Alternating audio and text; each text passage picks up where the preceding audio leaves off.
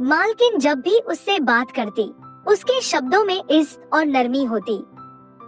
थक गए हो? आज ज्यादा काम हो गया होगा। मालकिन अपने पति को पसंद नहीं करती थी। यह बात उन्हें और करीब ला दिया।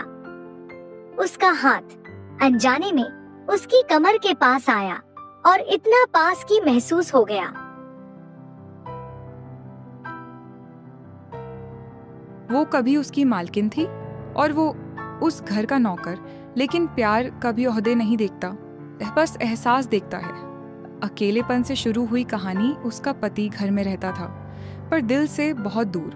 ना बात, ना अपनापन, सिर्फ सवाल, शक और सख्ती। वो घर को संभालती थी और वो हर कोने में काम करता हुआ उस घर की खामोशी को समझने लगा था। मालकिन जब भी उससे बात करती, उसके शब्दों में इज्जत और नरमी होती। थक गए हो? आज ज्यादा काम हो गया होगा। ये बातें को मालकिन का पति बातों को हमदर्दी नहीं, खतरा समझने लगा। उसे लगने लगा कि उसकी पत्नी अब उससे ज्यादा एक नौकर के नजदीक जा रही है। धीरे धीरे घर में बातें बनने लगीं। नौकर के काम पर जरूरत से ज्यादा नजर रखी जाने लगी।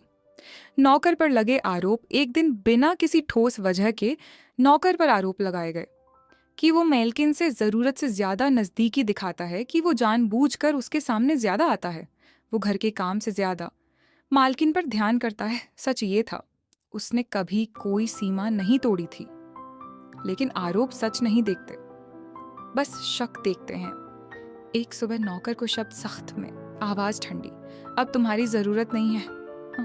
न कोई गलती बताई गई। मालकिन पास ही खड़ी थी, वो कुछ कहना चाहती थी, पर हालात उसकी आवाज से ज्यादा तेज थे।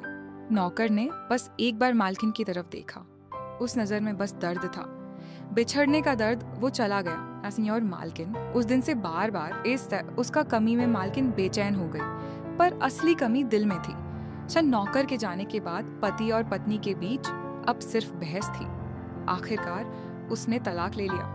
कानून के मुताबिक घर उसी का रहा। पति सामान लेकर हमेशा के लिए चला गया और वह ज्यादा अकेला महसूस कर रही थी। नौकर का फिर से मुलाकात कई महीने बाद एक सादे से मोड़ पर वो फिर मिले, नजरें मिली और वही पुरानी चाहत फिर लौट आई। अब न कोई डर था, न कोई रोक। बातें शुरू हुई, पहले धीरे फिर खुलकर।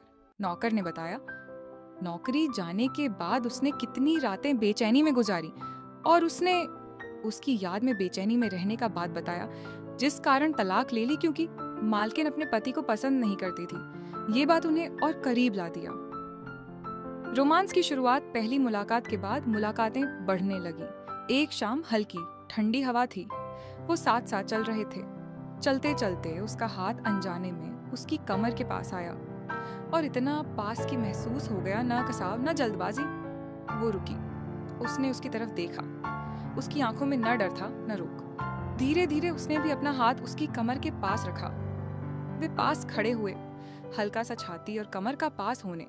फिर वो जो कभी नौकर था हल्के से उसके पीछे आया और बहुत सम्मान के साथ उसके पास सहारा दिया। हाथ कमर के पास, उसका सिर उसके कंधे के पास था। मालकिन ने आंखें बंद कर ली। उसे पहली बार पूरी सुरक्षा का एहसास हुआ। मुस्कुराते हुए नौकर ने उसे पास खड़ा किया, हाथ कमर के पास। मासूम मुस्कान और अपनापन। उसने उसकी कान के पास धीरे से कहा, अब मुझे जाने मत देना। वो रात उन्होंने साथ बिताई। हाथ हल्का सा कमर के पास रखते हुए हाथ बढ़ाया और हल्के से उसकी कमर के पास सहारा दिया। वे पास खड़े हुए, हल्का सा छाती और कमर का पास होना। उसने सिर उसके कंधे के पास रखा, हाथ कमर के पास।